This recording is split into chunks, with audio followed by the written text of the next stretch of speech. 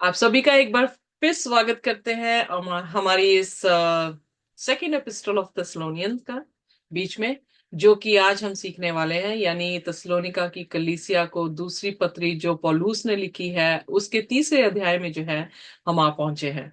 हमने पहले अध्याय में देखा कि किस तरह से परमेश्वर के दास ने जो है हमारे साथ बात की है। हमने दूसरे अध्याय में भी एंटी क्राइस्ट के बारे में देखा कि किस तरह से खुदा के दास ने प्रकाशन जो है वो दिया है, जो हम प्रकाशित वाक्य में भी जो है यूहन्ना के जरिए से दिया गया प्रकाशन को, उसको बहुत अच्छी तरह से जो है वो देख पाए हैं। आइए देखिए तीसरे अध्याय में पौलुस जो है वो अपनी कलीसिया से यहाँ पर क्या कहते हैं, जो कि दूसरा थिस्सलुनीका और उसका तीसरा अध्याय है। मेरे साथ भाई जबेस बने हैं जो हमारे लिए बाइबल रीड करेंगे। सो मेरी दुखास है उनसे कि वो दूसरा थिस्सलुनीका और उसका तीसरा अध्याय उसकी पहली आयत हमारे साथ पढ़ना शुरू करें। ठीक। प्रार्थना करने का अनुरोध। अंत में हे भाइयों, हमारे लिए प्रार्थना किया करो कि प्रभु का वचन ऐसा शीघ्र फैले और महिमा पाए जैसा तुम में हुआ। आमेन। सो यहाँ पर एक रिस्पॉन्सिबिलिटी है कलीसिया की। अगर उन्होंने आशीष पाई है तो उनकी ये रिस्पॉन्सिबिलिटी बनती है कि जिनसे उन्होंने आशीष पाई है उनके लिए प्रेयर करें, ताकि कलाम उनके जरिए से और तेजी से जो है वो दुनिया में जा सके और प्रभु यीशु मसीह की महिमा हर जगह पर जो है वो हो सके, खासकर कि जैसे कि तस्लोनिका की कलीसिया में हुई है। सो तस्लोनिका की कलीसिया को अनुरोध किया जा रहा है। पर उसके बाद दूसरे वचन में जो है, आइए देखिए वो क्या कहते हैं। और हम टेढ़े और दुष्ट मनुष्य से बचे रहे, क्योंकि हर एक में विश्वास नहीं। यहाँ पर प्रेरितों को भी जरूरत थी प्रार्थनाओं की, कि वो हर एक विकेटनेस से, दुष्टता से और दुष्ट लोगों से जो है वो बचे रहें, क्योंकि उनमें क्या है, सभी में विश्वास नहीं है। जब हम प्रचार के लिए जाते हैं तो अलग अलग तरह की, यीशु मसीह ने इसीलिए कहा कि जब जाल फेंका गया तो उसमें केकड़े भी आ गए। यू नो, जब गॉस्पल प्रीच किया जाता है तो सारे अच्छे नहीं आते, बीच में केकड़े भी होते हैं, बीच में स्कॉर्पियन या डिफरेंट जो है वो मराइन क्रीचर्स जो है आ गए मछलियों के साथ। तो खुदा ने फिर उस दिशान में बताया कि मछलियों को अलग कर दिया गया और केकड़ों को अलग कर दिया गया। इसका मतलब गॉस्पल जब प्रीच हो रहा है तो जितने चर्च में आ रहे हैं वो सारे विश्वास में नहीं होते हैं। कुछ ऐसे भी हैं जो यीशु मसीह की झुंड के बीच में या उस क्राउड के बीच में थे, कि उन्होंने यीशु मसीह के सुनना चाहा, इसलिए सुनना चाहा कि वो किस तरह से यीशु मसीह को पकड़े। वो यीशु मसीह के पास इसलिए आ रहे थे ताकि उसके लिए प्लॉट जो है वो बना सके। उसी तरह से जब हम भी मिनिस्ट्री कर रहे हैं तो सारे के सारे विश्वासी नहीं हैं।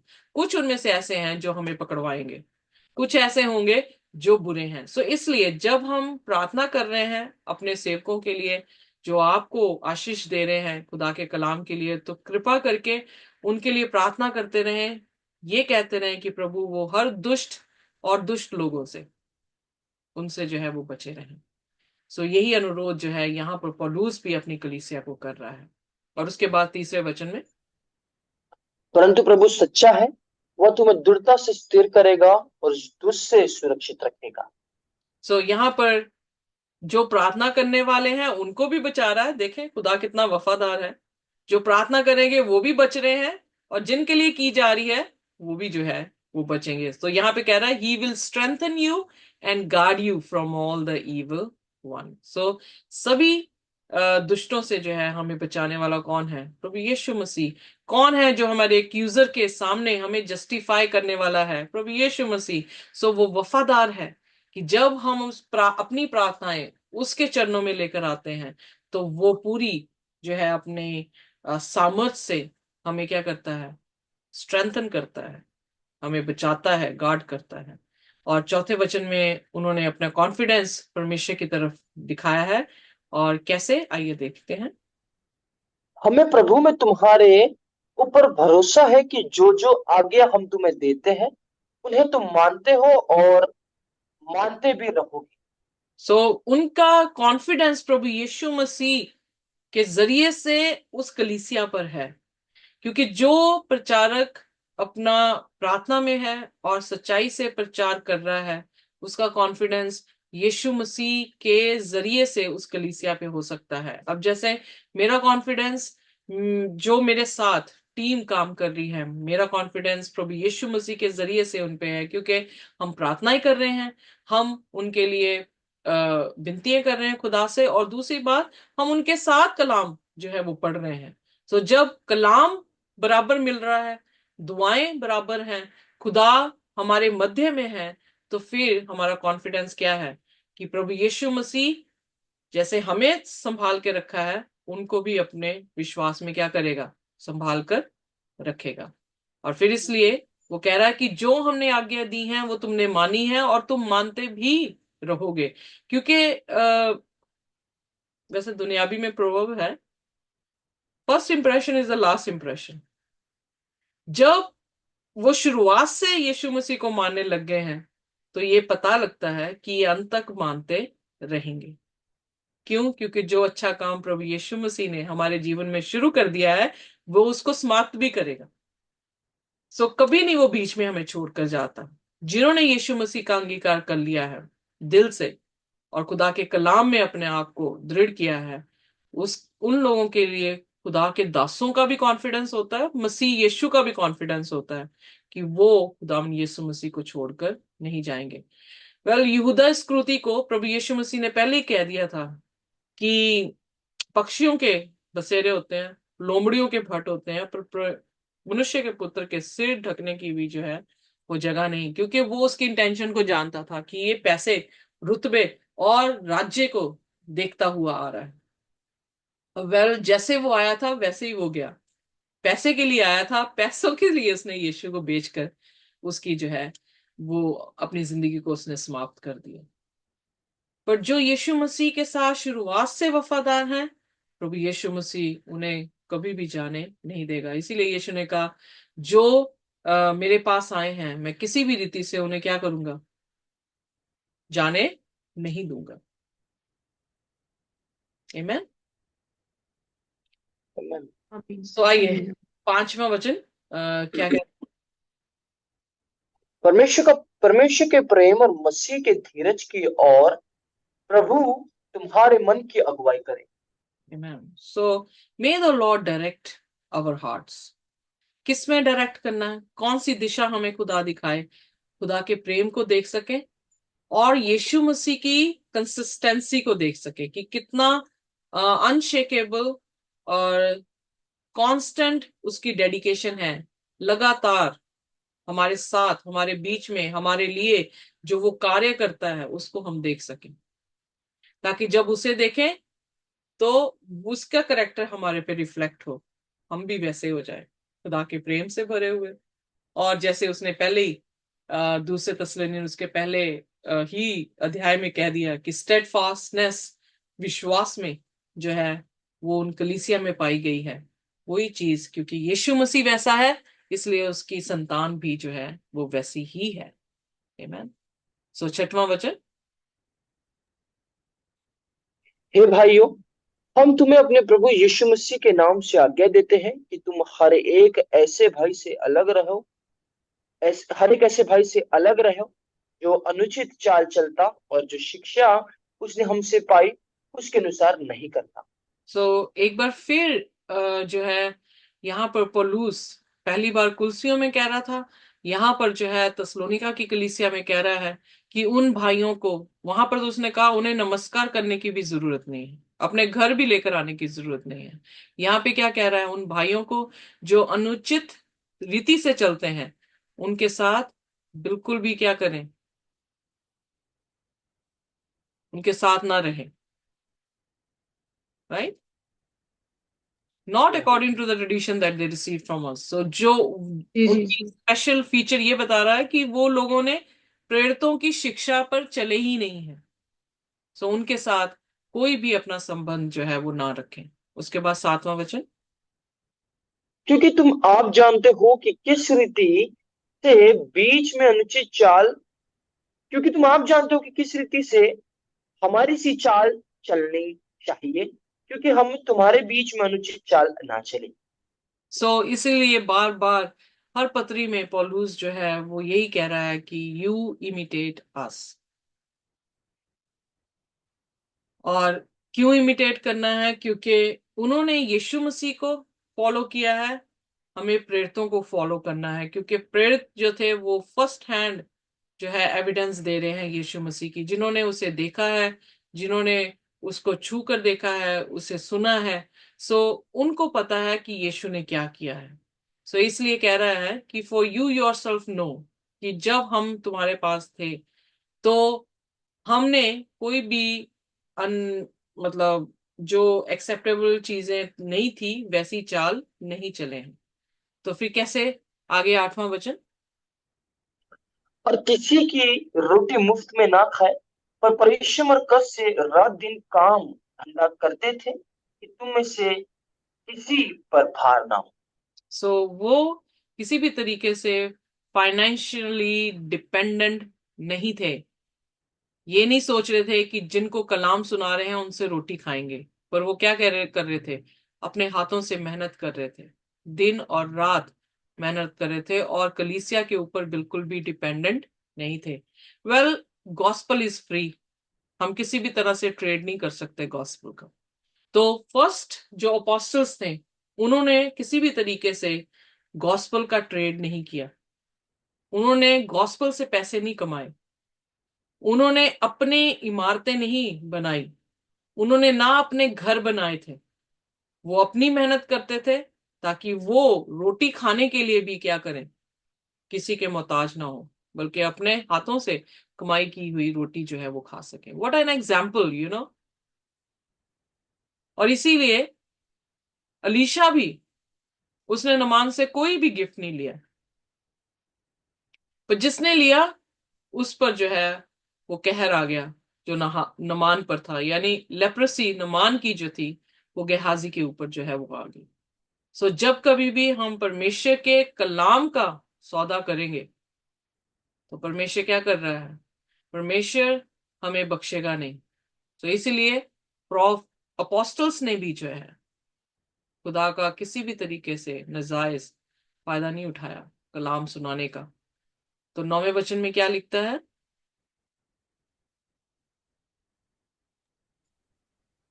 यह नहीं कि हमें अधिकार नहीं, पर इसलिए कि अपने आप को तुम्हारे लिए आदर्श ठहराए कि तुम हमारी सी चाल चलो। सो इसलिए नहीं कि उनका अधिकार नहीं था, दैज की या चंदे जो है उस पे हमारा अधिकार नहीं है जो प्रचारक प्रचार कर रहे हैं, क्योंकि लेवी जो थे इसीलिए दशवांश दिया जाता था ताकि घर में खाना हो, और जो खुदा के काम को कर रहे हैं लेवी का घराना, वो परमेश्वर के घर से खाना खा सके। बट कह रहा है कि ये राइट तो था, पर हमने इसलिए नहीं किया ताकि तुम्हारे सामने क्या करें, एग्जाम्पल जो है वो बने। क्यों एग्जाम्पल बन रहे हैं? क्योंकि डिसेप्शन आनी थी। पेपसी ने पापों को माफ करने के लिए भी पैसे लिए, जबकि वो कर नहीं सकते, पर धोखा इतना दिया कि अगर पाप माफ करवाने हैं तो इतने पैसे कलीसिया को देंगे तो आपके पाप जो है वो माफ हो जाएंगे। अगर ये करवाना है, इतने पैसे कलीसिया को देंगे तो आपको।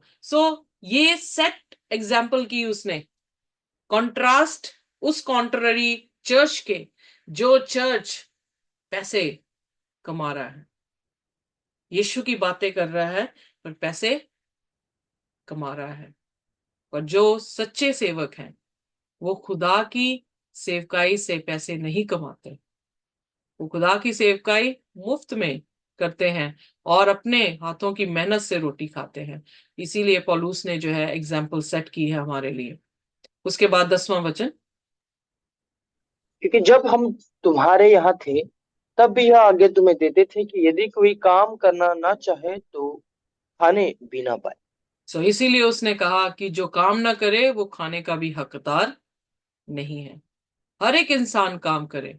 और इसीलिए यीशु मसीह ने कहा कि जब वो आता है, मालिक आता है, तो उसका दास क्या वो काम करते हुए पाएगा कि नहीं? सो जीसस इंटेंशन इज, प्रभु यीशु मसीह खुद भी नहीं आराम करते। कहने का मतलब जब यीशु मसीह इस धरती पर थे टायरलेसली वो खुदा का काम कर रहे थे, आइडियली नहीं बैठे थे जैसे आजकल के बाबे अपने तंबू पे बैठे होते हैं और लोग उनके पास आते हैं। पर मैं देखती हूँ कि यीशु मसीह लोगों के पास खुद जा रहे थे। उन्होंने लोगों को नहीं ये तकलीफ दी कि वो उनके पास आए, एक डेरा बना लिया हो उन्होंने और लोग उनके पास आ रहे थे। वो लोगों के बीच में जा जाकर उनकी चंगाइयां दे रहे थे, उनकी बीमारियों को जो है वो छुड़ा रहे थे। बट उसके कॉन्ट्ररी शैतान कैसे काम करता है? डेरा बना के बैठा है, लोग उनके पास आते हैं, पैसे देकर सीटें ले रहे हैं, पैसे देकर जो है वो अंदर घुस रहे हैं। यीशु मसीह ऐसा नहीं है, ना उसके प्रेरित ऐसे हैं। सो इसलिए कह रहा है जो काम ना करे वो खाने का भी हकदार नहीं है। फिर 11वें वचन में किस तरह से लिखा है? हम सुनते हैं कि कुछ लोग तुम्हारे बीच में अनुचित चाल चलते हैं और कुछ काम नहीं करते पर दूसरे के काम में हाथ डाला करते हैं। सो दूसरों को काम करते हैं, वहां पर नो स्पोक हो रही है, पर अपने आप से काम नहीं कर रहे, आइडल हैं। 3 सर्वेंट्स, जिन एक सर्वेंट को 5 तोड़े, दूसरे को 2 तोड़े, तीसरे को 1 दिया गया। और जो तीसरा था जिसने उसे मिट्टी में दबाकर रख दिया, उसको आइडल कहा गया, यानी जिसने मेहनत नहीं की, जो आलसी है। सो यहां पर भी पौलुस उन लोगों को कह रहा है, क्योंकि हमने सुन रखा है कि कुछ लोग जो हैं वो आलसी हैं, काम नहीं करते हैं। दूसरों, नॉट डूइंग एनी वर्क, किसी भी काम में जो है उनका पार्टिसिपेशन जो है वो नहीं है। सो 12वीं आयत में कहता है ऐसे लोग कैसे हैं?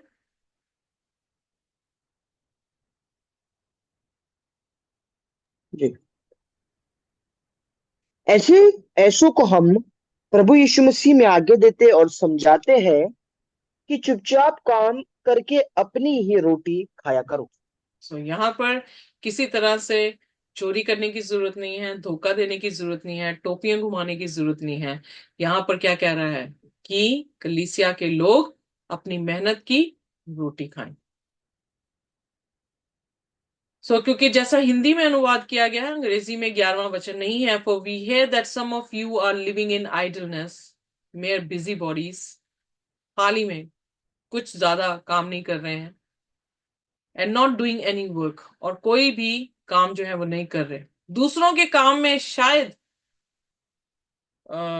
रुकावट बनते हो, पर उनका अपना कोई काम नहीं है। इसलिए वो ये हिदायत दे रहा है कलीसिया को कि हर कोई अपने हाथों से मेहनत करे और अपनी रोटी जो है वो खाए। और 13वें वचन में,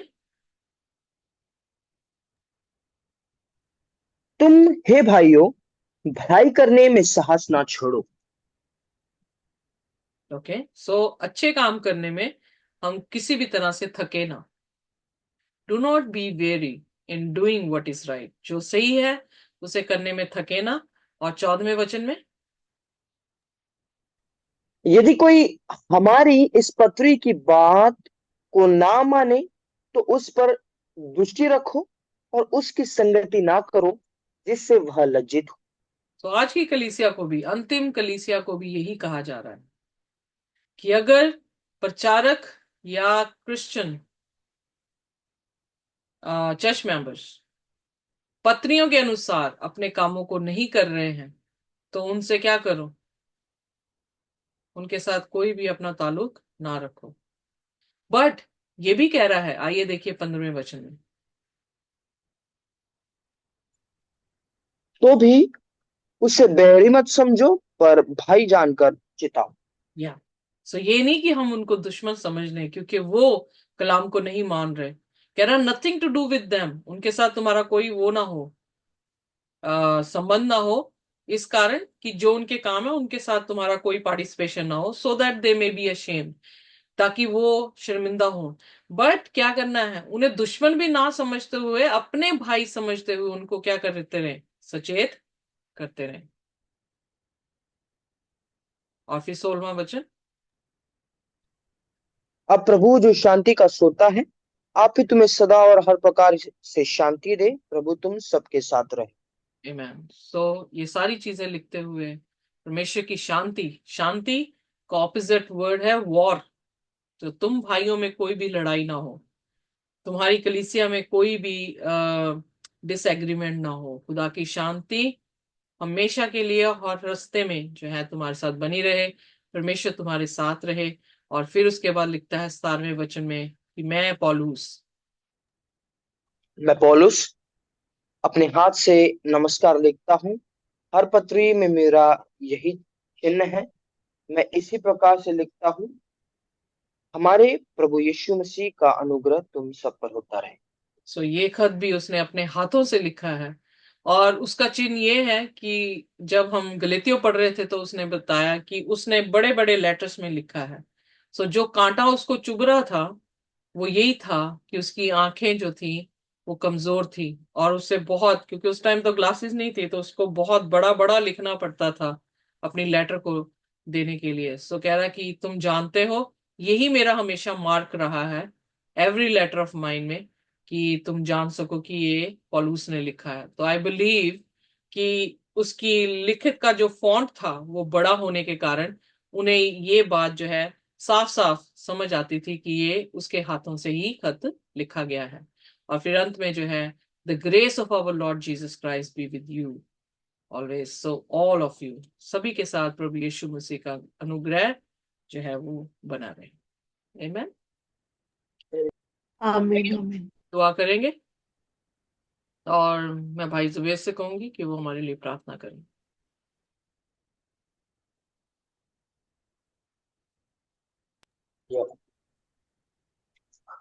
आइए प्रार्थना करें। खुदाबंद बाप, हम आपका धन्यवाद देते हैं खुदा, जब हमने खुदाबंद बाप दूसरा थिस्सलुनीके के लिए 2:3 जब पढ़ा खुदा, खुदा देखते हैं कि जो तुझ पे विश्वास और धीरज धरा हुआ है खुदा, तू उसके खुदा विश्वास और धीरज का फल देने वाला खुदा है। और खुदा जब हम आगे पढ़ते हैं तो खुदा एंटीक्राइस्ट के बारे में बताता है, तीसरे इसमें तू प्रार्थना के विषय में बताता है खुदा। और फिर से खुदा तुम्हें आगे और वचन की गहराई को बताता है खुदा। और पौलुस जो खुदा तेरा दास है, वो बार बार कहता है कि दैट इमिटेट मी, क्योंकि खुदा हम देखते हैं उसकी चाल खुदाबंद बाप पवित्रता यीशु मसीह की चीज की चाल है खुदा।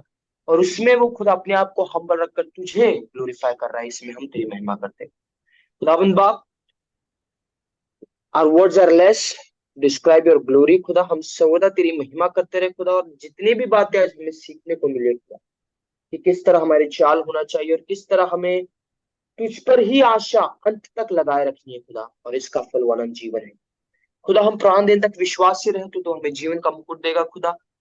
खुदा आज खुदाबंद बाप हमारे शब्द कम है, परंतु खुदा मैं यही कहना चाहूंगा, तेरा धन्यवाद हो कि तुम्हें वचन के प्रकाशन से भरता है खुदाबंद बाप। हर एक गॉस्पेल में नई नई चीज हमें मिलती है खुदा। और ये ऐसी नहीं खुदा कि हम इसे सिर्फ सुने बल्कि इसके अनुसार चले भी।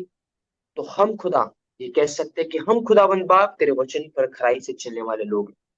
खुदा हमें बड़ा, और जितनी रूहें खुदा इस वचन को आगे सुनेगी खुदा उनकी आंखों को भी खोल। अगर जिस किसी की भी आंखें संसार के ईश्वर ने अंधी कर रखी है खुदा, आज हम तुझसे विनती करते तो अपनी उज्जवल ज्योति उन पर चमका खुदावंद बाप, उनकी बुद्धि को खोल ताकि वे तेरे सत्य को जाने, और यही सत्य है जो स्वतंत्र करेगा खुदावंद बाप। बड़ा राज्य के लिए नहीं कर जाए, तेरी महिमा हो। आवश्यक है कि तू बढ़े और हम घटे, तेरा नाम मुबारक हो।